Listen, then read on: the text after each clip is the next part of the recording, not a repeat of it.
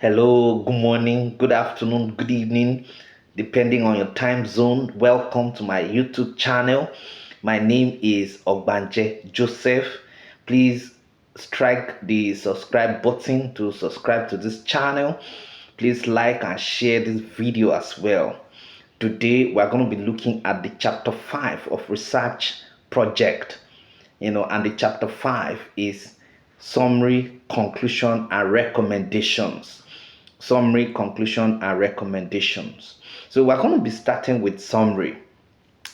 What is summary? Summary is actually, it refers to, a concise, a concise, aspect of the research work in total. For example, you have written the work and you want to actually have a recap of what you have done from chapter 1 to chapter 5. What you are doing at that spot is actually what is known as summary. You have to refer back to what you have written, reminding the reader of your arguments, and then giving some sort of evaluation, okay, or a brief of all the chapters, particularly from chapter 1 to chapter 4. Don't forget what you're doing here is chapter 5, so you're not going to summarize this chapter 5.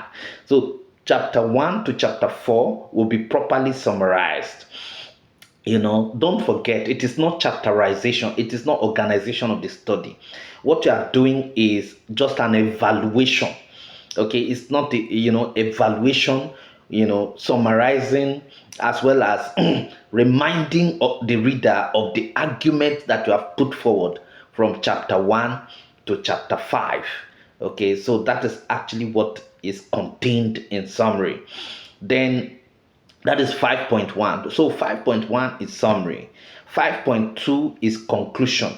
What do you do under the conclusion? Now, conclusions are answers, to the questions raised, or the acceptance or rejection of hypotheses or propositions that have been proposed in chapter 1.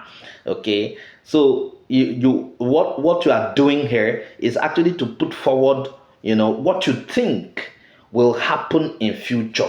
Okay, what you think will happen in future. Now it is actually talking about is talking about the conclusion of everything you've done. Conclusion of everything you have done. At this point, you are going to actually, put forward that your point either agrees with the propositions or the hypothesis that you have put up in chapter 1, or it's against, or you are rejecting the proposition or hypothesis that you have put up in chapter 1. So that is exactly what you do under the conclusion. Okay, then 5.3 is recommendations. What are recommendations? Recommendations should be made, okay, specific. They should be made to be specific, and it should be based on findings of the study. Don't forget that whatever recommendations you're making, it should be done, it should be done having the future in mind, and it must have practical applications that are needed.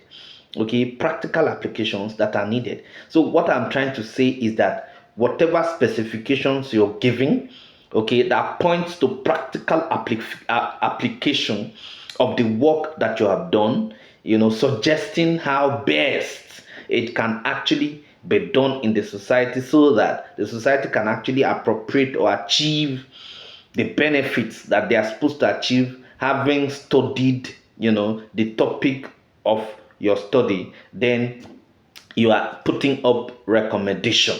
Okay, so recommendations must be based on your findings. Don't forget, in chapter 1 you have research questions. Recommendations should be should be answering your research questions, should be tailored towards your objectives, and should also be addressing your propositions or hypotheses as well. So whatever you are doing, don't forget that there is a nexus, there is a connecting road that comes from chapter 1 to chapter 2 to chapter 3 to chapter 4, and then in chapter 5 you are capping it up. Okay, so that is exactly what you do under the recommendations. That so 5.1 is summary.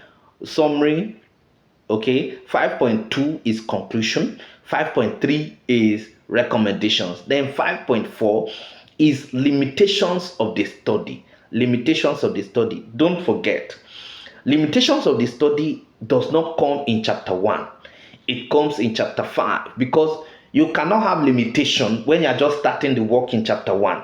It is after you have talked about, you have done your work, that you are now going to talk about the limitation you faced while carrying out the work in the field.